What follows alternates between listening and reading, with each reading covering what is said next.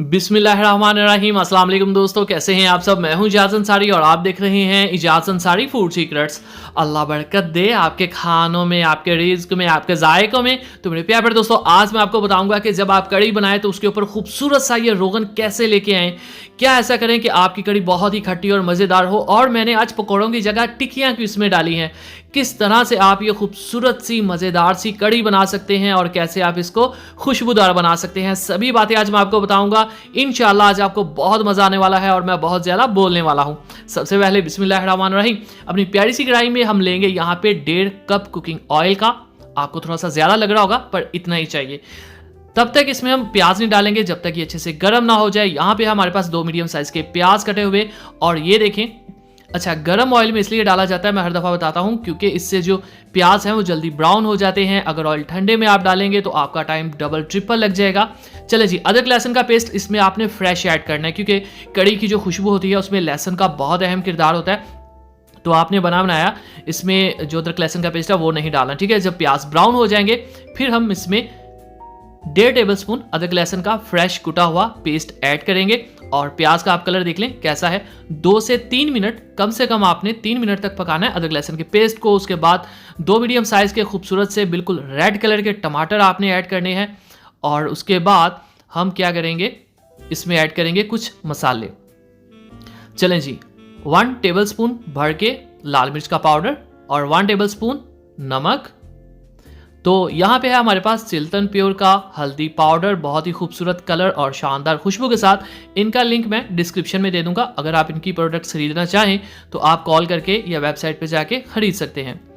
तो यहाँ पे कोई गरम मसाला मैं ऐड नहीं कर रहा। क्यों नहीं कर रहा, मेरे व्यूअर्स को पता है, वो मैं आपको आगे जाके बताऊंगा कब करने हैं और क्यों करने हैं। अब ये देखें कि इसका ये जो ऑयल है इसको हमने रोगन में तब्दील करना है। तो इसको हम यहाँ पे पकाएंगे अच्छे से, लेकिन इतने सारे ऑयल के अंदर भुनाई कंप्लीट नहीं हो सकती।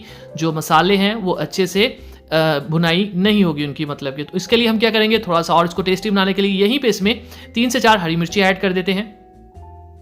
ये प्यालियों को अच्छे से साफ किया करें, एक छोटे से छोटा दाना भी ज़ाया ना किया करें। यकीन करें इससे आपके खानों में बहुत बरकत आती है। अब तकरीबन 2 मिनट पकाने के बाद ये रोगन तैयार हो चुका है। भुनाई नहीं कंप्लीट हुई, सिर्फ रोगन तैयार हुआ है। रोगन को हम निकाल लेंगे। ये रेड कलर का रोगन है। एंड पे आप जितने मर्जी तैयार करते रहें तड़के, इस चीज़ का मुकाबला कोई चीज़ नहीं कर सकती। ये ओरिजिनल मसाले के अंदर पका हुआ ऑयल है, रोगन है, ठीक है। बहुत कीमती और मज़ेदार चीज़ होती है। अब आप इसकी बुनाई कर सकते हैं अच्छे से, ठीक है। दूसरी तरफ हम क्या करेंगे, लगे खूबसूरत सा बॉल। अब ये देख लें, ये लस्सी मैंने 2 दिन पहले बना के फ्रिज में रखती थी। 2 दिन रखने की वजह से ये खट्टी हो गई है। खट्टी लस्सी आपने यूज़ करनी है अपनी रेसिपी के अंदर।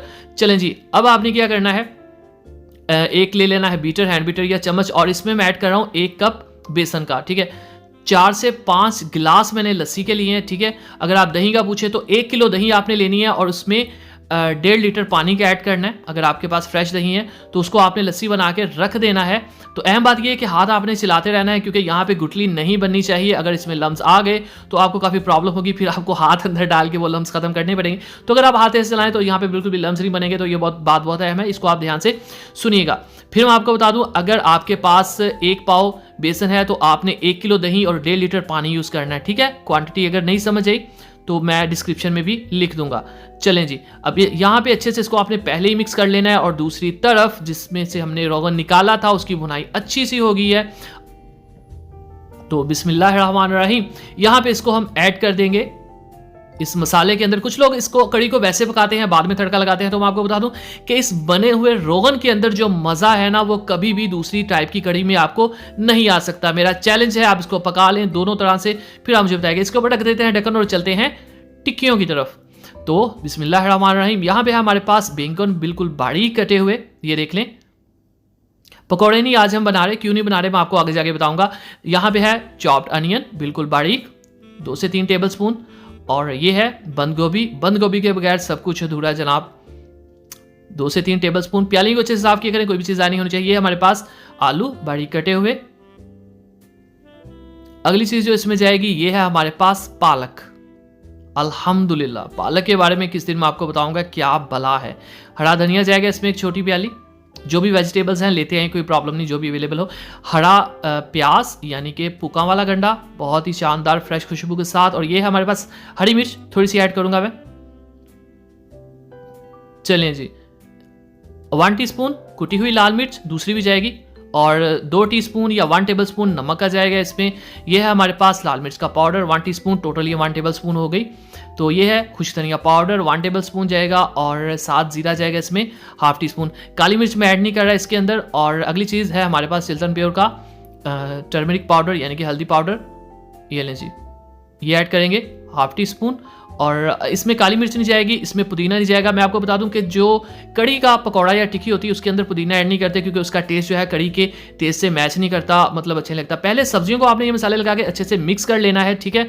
उसके बाद आपने लेना है बेसन, 1.5 टेबल मैं बेसन लूंगा। और बेसन जब भी आपने खरीदना है उसको चेक कर लेना, उसकी खुशबू अच्छी है, कलर अच्छा है, तभी आपने शॉप से खरीदना है, वरना नहीं खरीदना। कुछ लोगों ने इसमें आटे की मिक्सिंग की हुई होती है, तो कलर देके और खुशबू देके आपको पता चल जाएगा ये प्योर है। 1.5 टेबलस्पून इसके अंदर जाएगा। सॉरी मैं कुछ ज़्यादा बोल रहा हूँ, क्योंकि कम टाइम में मैंने बहुत कुछ बताना होता है। मेरी कोशिश होती है, ये मेरी ईमानदारी है अपने प्रोफेशन से, कि मैं दिल से आपको सब कुछ बताता हूँ। तो किचन में ज़रूरी नहीं एक ही बंदा काम करे, हेल्प किया करें एक दूसरे की।